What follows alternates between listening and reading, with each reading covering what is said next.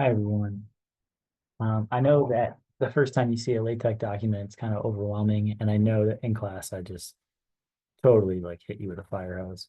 And that's kind of by design, only because I wanted you to see all the different things you can do with LaTeX. And now I'm going to go back and do a quick video on how to create your first document on your own in LaTeX and then figure out what you need to upload or do to get things to work. So if you click new file here in Overleaf, you can make your own project. You just go here, you can always click new project and start your own project if you wanted to. But for now, let's say in the class shared folder, let's say that I just want to make a new file. Click new file and name it whatever you want. I'm going to say, let's go. Okay, I'm excited to go. And now here is a completely blank LaTeX file.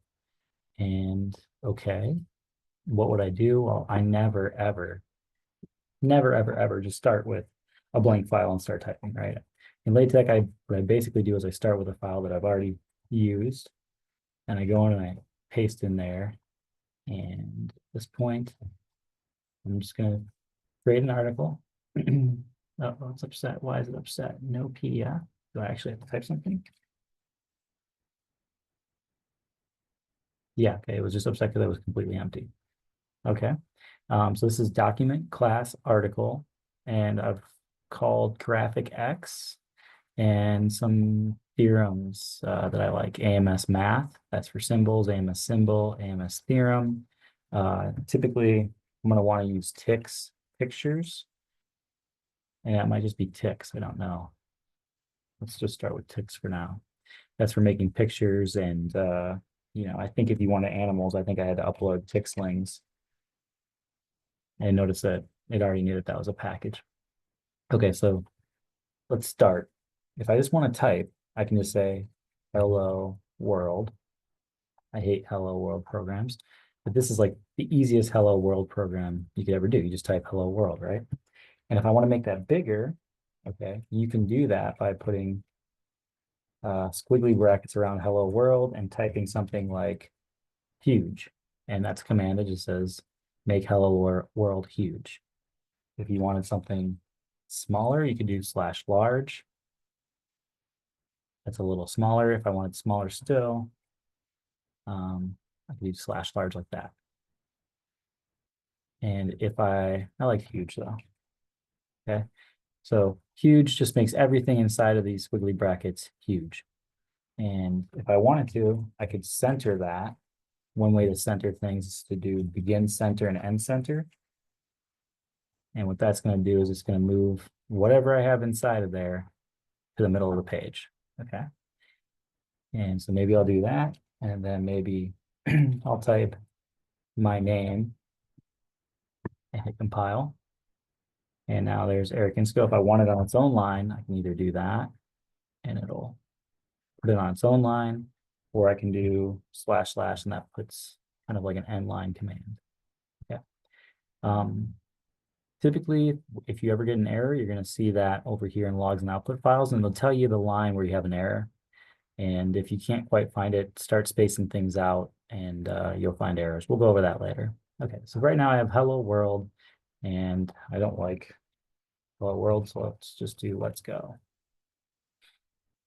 Okay, so that's how you just typeset regular math. And a lot of times you're going to be giving explanations in plain English. So here's how you type in plain English, compile. If I want to start a new line, I'll do slash slash. Here is a new line, period, recompile. And notice that it automatically indents, but when I did a new line, it moved over. If you don't want an indentation there, there's a command for that. It's called no indent, and that will get rid of that indentation for the new paragraph. Okay, so let's slid that over. Let's see, what else can we do? You need to know vertical space slash v space is going to put in a space, and it's going to put in as much vertical space as I need, which is really good if you're doing, if you're typesetting things for like worksheets and you want to give people space to fill in their answers. A vertical space is helpful, and you can't see it right now because there's nothing after that. So I'll just put notice the vertical space above. Okay. And again, there was an indentation there. If I don't want an indent, I type no indent. And let's see what that does.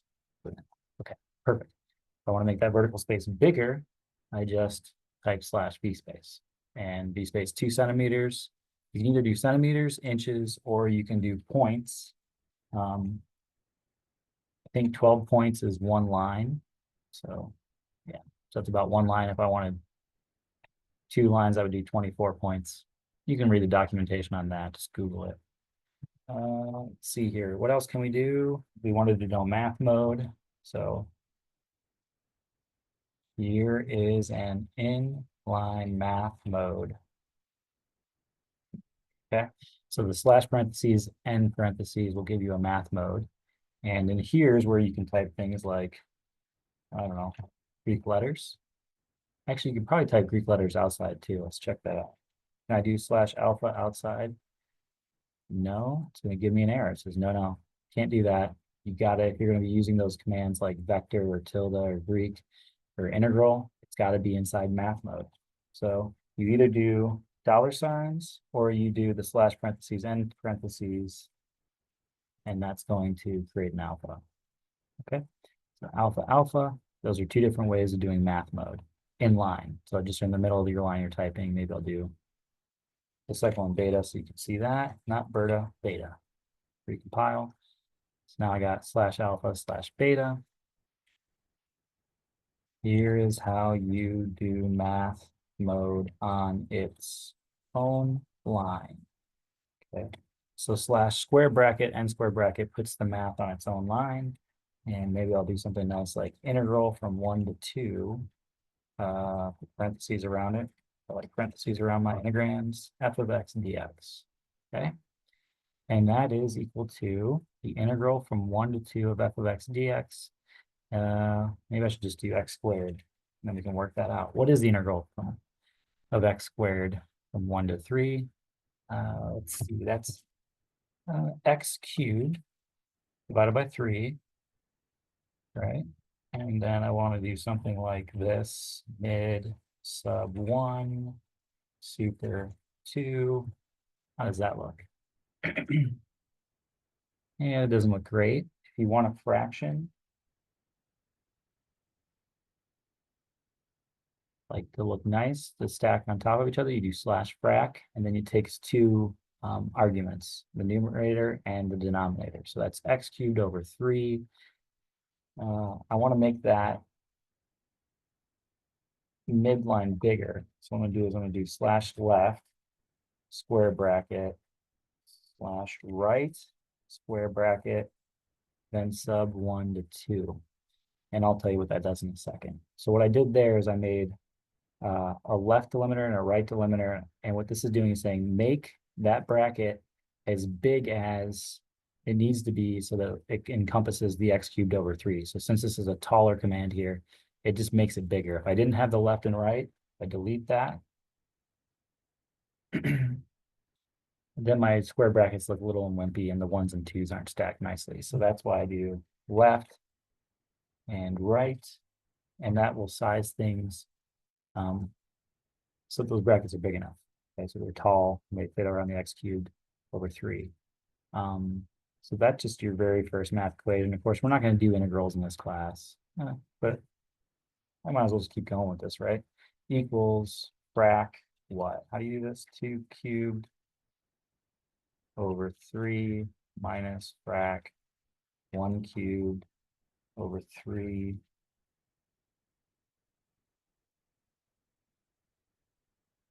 There you go. Something like that, which is what? 8/3 minus 1/3, so 7/3. 7/3. Okay, so there's your very first LaTeX integral thing.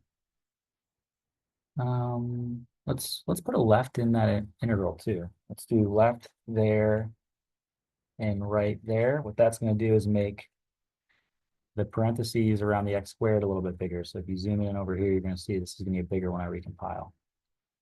Well, I guess it doesn't really get much bigger, but it's big enough to cover the x squared there. Maybe I need display style. See if that will do anything. Yeah, it's pretty nice.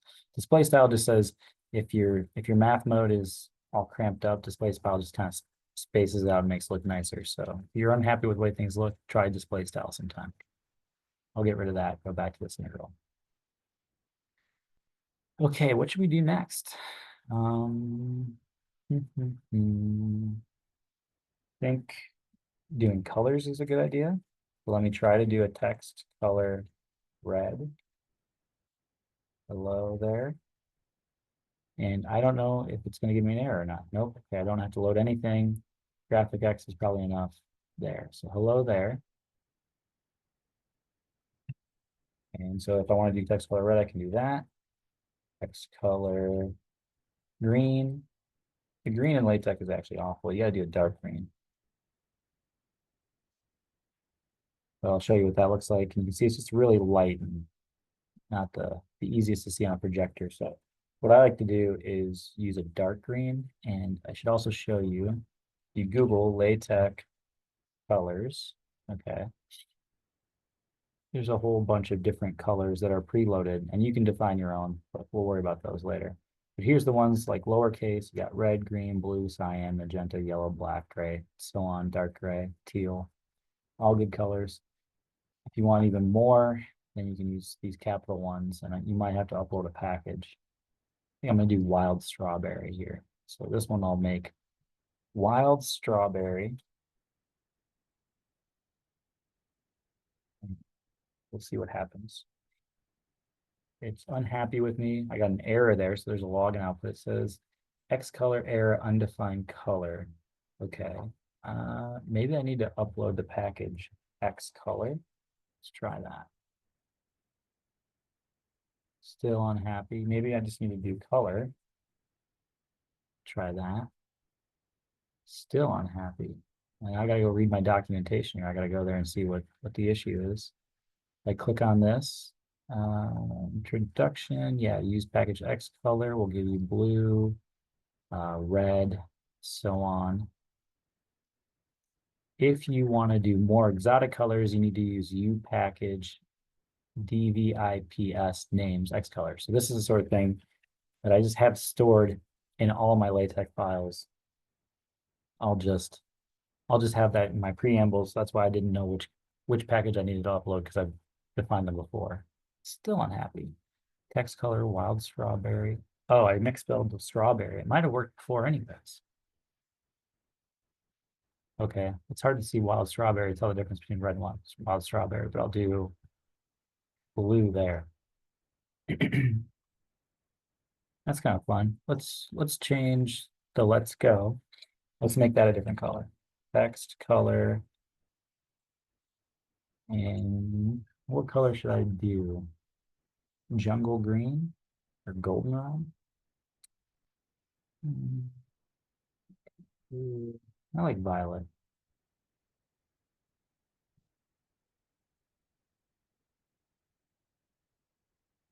Okay, so there's let go. If you wanted more space between the let's go and the Eric insco there, you just do a second one of these. New line, new line. That'll work. Or no, you can only end one line at a time. What you can do is the vertical space, 1 cm. There's a better space. So maybe 1 cm is too big, 1 centimeter is too big. We'll just do 12 points. So it'll just give me one more line. That looks better. Let's make Eric bigger. So let me put brackets around that, and I'll just make that a large name. So you can see that's just a little bit bigger.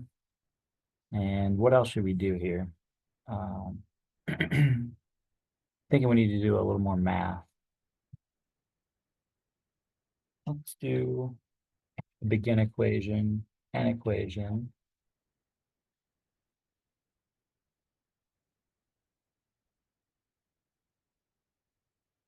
And this is going to be, let's see here, maybe I'll do, I don't know, x plus 3 equals 7.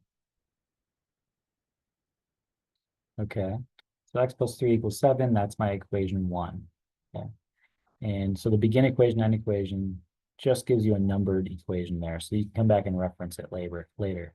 And one of the things you can do in LaTeX is you can label this equation. So inside this equation, I'm going to do label, and I'm going to call this equation dumb. Give it whatever label you want. Okay. And the reason why this is useful is because I can be typing along and be like, as we noted in equation ref EQ dumb. Let me compile that so you can see what happens there. As we noted in EQ ref equation dumb. Maybe I just need to do ref.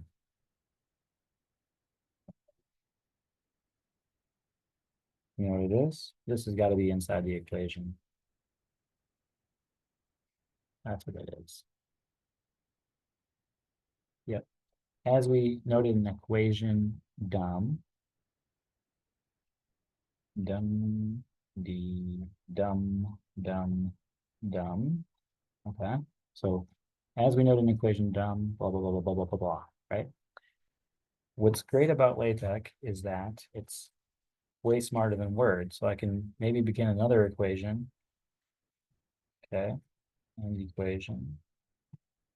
And in this one, I'm going to put, I don't know, integral from 1 to 4 of x dx is equal to x squared over 2.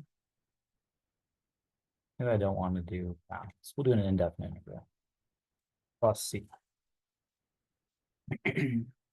Okay. And again, that doesn't look terrible, but it doesn't look great. So if I want to beautify that, I might do frac. And that's going to make the x squared over 2 look pretty. Okay. And maybe I didn't like the way that looked, so I'll put some parentheses around the x, just so you can see what the integrand is. And that looks better. Okay, notice what happened was as soon as I put in a new equation, it updated the equation number for equation dumb to equation 2, and it updated all my references to that equation. So it's really nice in LaTeX when you're writing a math paper, you end up having to add a new result or adding a new theorem. And LaTeX, as long as you label things, will just automatically update the labels. So maybe I should give a label to that first equation. I could call that equation, I don't know, integral 1. That's an okay command. And then I can go down here and say in equation ref EQ. This is my naming convention. There's no reason you don't have to do EQ1. That's just a reminder to me that that's an equation. It now says in equation integral 1, we computed the integral. I guess that was an indefinite integral of x.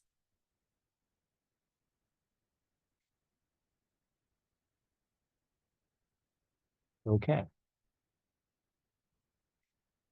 I think that's enough math typesetting for now. Although you should learn your alphabet, your Greek alphabet, like alpha, and then beta, and then delta, and gamma, and epsilon. Notice that the epsilon is slightly different colors, or I mean, slightly different than the in symbol, right? So if I do in/n, it's just a little bit different. Some people use epsilon instead of n, and that doesn't look quite right. So if I zoom in on this, let's see, I think my zoom, there we go.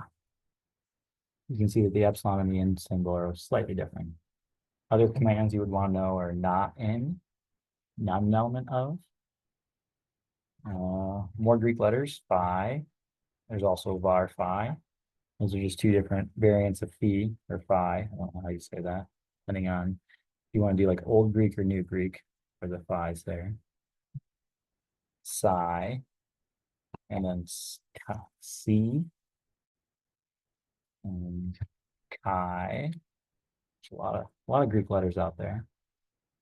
Let's see here. I don't know, is Nabla? Yeah, Nabla. I don't think that's Greek, but Nabla's there. I mean, there's so many different characters you can do. Make those different colors though. Text color blue.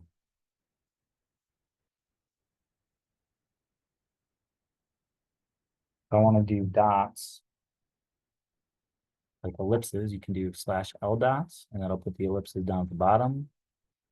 You can do C dots, and that'll put the ellipses in the middle. I don't know if you can do top dots, or you can just type dots, and then I think LaTeX just figures out whether you want to do. I think it just guesses and puts it where he thinks he wants it. Okay, let's do another thing. Maybe I'll just do a matrix.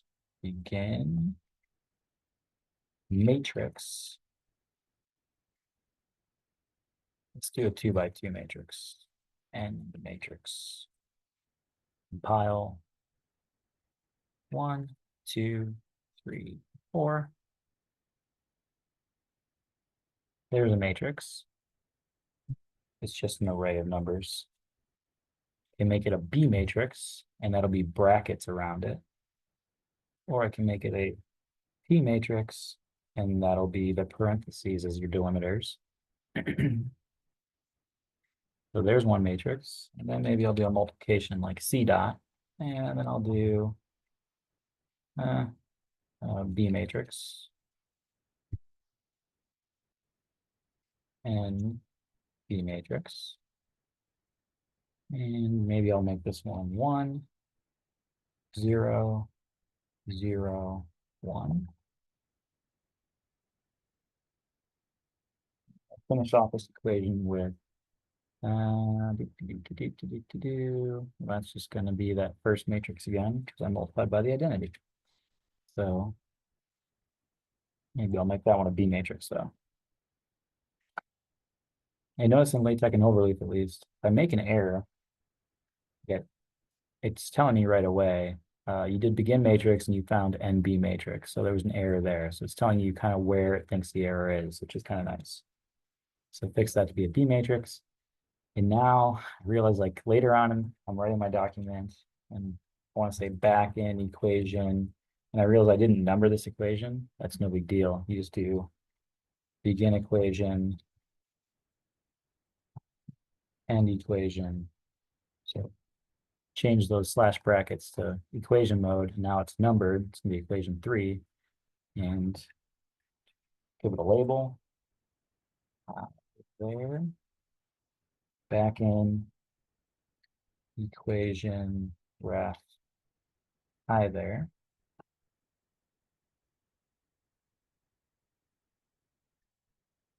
Oh, what did I do? Get out of there.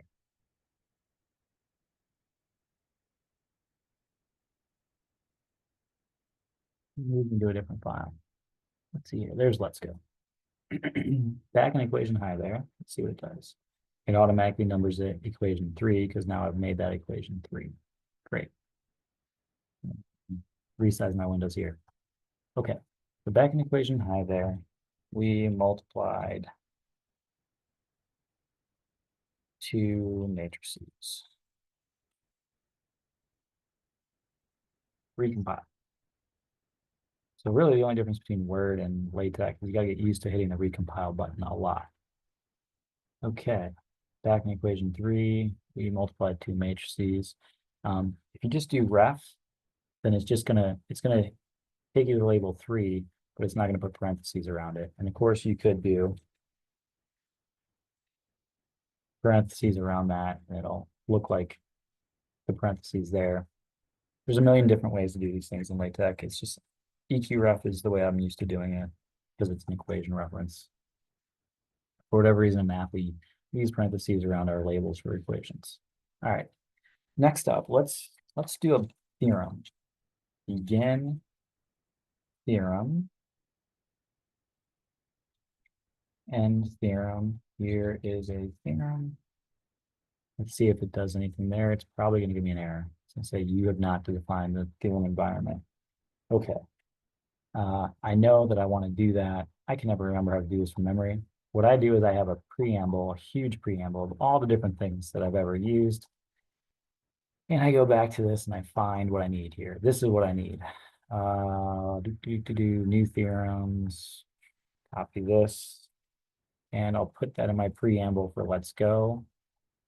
Okay. Notice that that's just a whole bunch of junk. It's ugly to look at. That's why I hide it in the preamble. But now what it's done is right here, I've defined a new theorem, named theorem, and then there's also a new theorem environment called definition. It's using the same numbering as theorem. This is theorem one. There is a theorem. Of course, it's not really a theorem. I'm just a statement.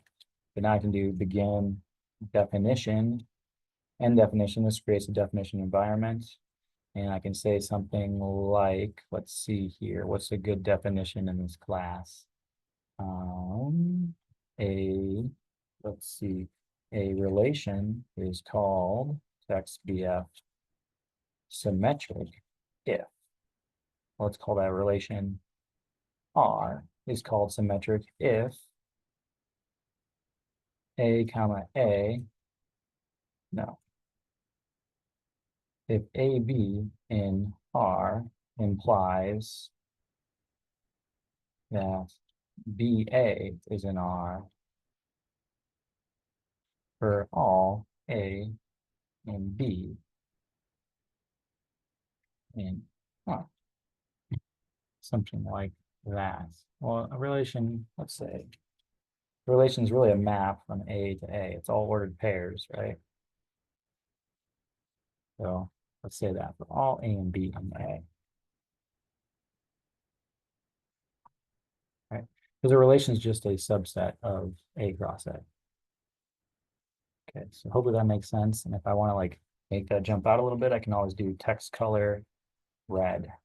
Really make that pop. Like I've already done text boldface. Other things you can do if you don't like boldface, you could do italics, text IT. That just makes whatever's inside the brackets italicized. Another word for that is emp, for emphasis. It does the exact same thing, it just italicizes it.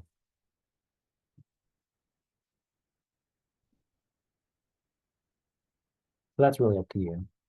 You can also label your theorems and your definitions. So if I label this def symmetric, right? Then when I'm proving something later on and I need to use the definition of symmetric, I would say in definition ref, yeah, symmetric, and it automatically populates. We define symmetric relations. Boop, doo. There we go. So in definition 2, we did this. And now, like, wait, I decide later on that I need to define, before I define symmetric, I really need to define relation, right? So begin definition, end definition.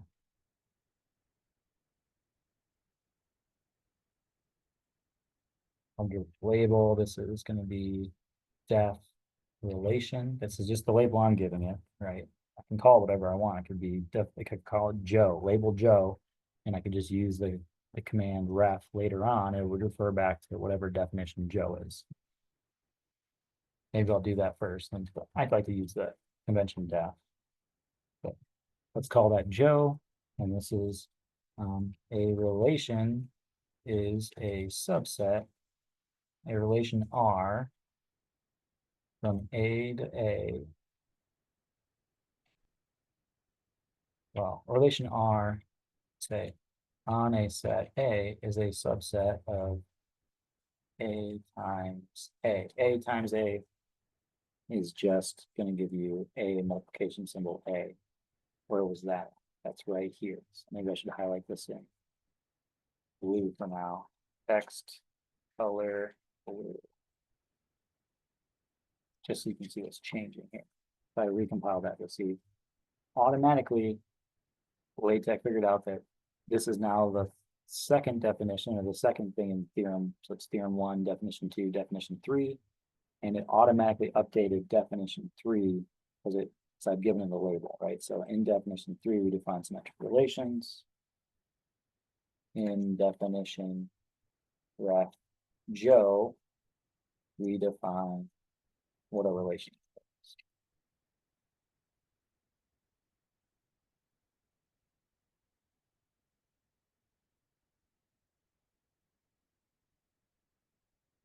Okay, and so now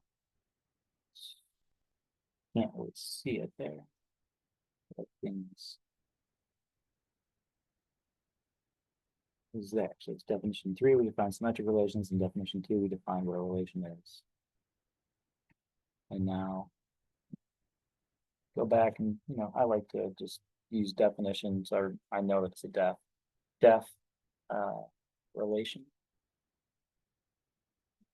If I compile now, it's going to give me an error, and the error is going to be a reference Joe. Oh, I guess it's not an error, it just says Joe on page 1 undefined. So it's still compiled, but you can see there's a question mark there, double question mark. That's saying that it doesn't understand what I'm referring to. And that's because I changed my labels. So this should be def relation. And Overleaf is so nice that it just automatically populates that for me. Cool. Okay. Pop quiz, how do I get rid of an indent if I don't want an indent? No indent. Flash no indent. Okay. Last thing, let's do a list. Begin, itemize, end itemize. Here is a to-do list for the semester. Well, for this week maybe. Okay. Item bullet number 1 item is learn LaTeX. Not because it's necessarily required, just because it's great. It'll make your life easier down the road. Buy Insco a present for his birthday.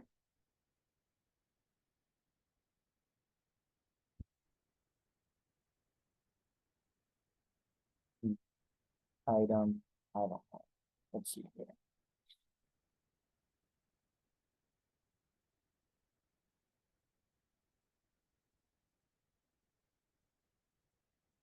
Some discrete math. Maybe we should define what discrete math is. Let's ask chat. What is discrete math?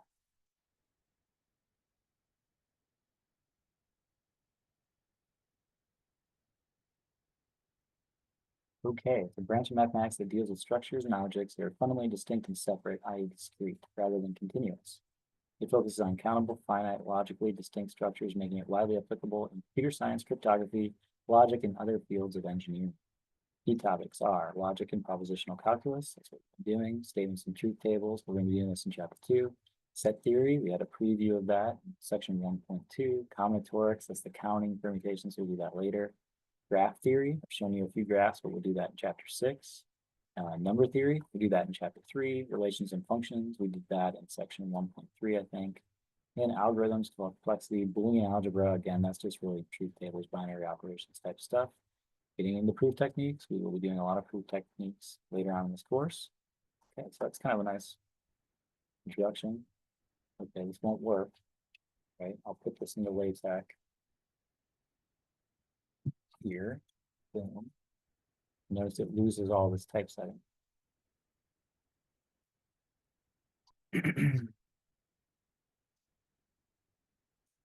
So maybe I'll make this a definition, begin definition. Discrete mathematics is a branch of mathematics that deals with this, blah, blah, blah, blah, blah. End definition.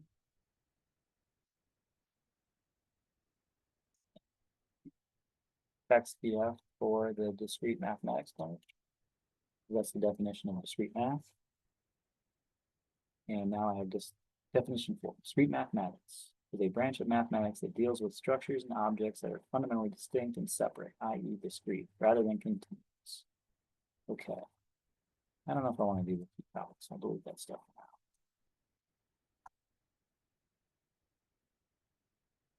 now. Okay, I think that's enough for today. We've got a 1-page document here. Zoom out just a little bit. And again, if you need to get this document, you can compile it. And then this is how you download it. Click on that, and I now have this beautiful PDF. One page of just beautifully typeset mathematics. I should say that once you learn LaTeX, you basically know HTML. I mean, the commands are different, but it's the same sort of idea. You move things around on the page, you color them, you typeset them in a pretty fashion. It's essentially the same concept for both. They're both markup languages. Hopefully that helps. If you have any more questions, feel free to ask me on Monday. Have a great weekend.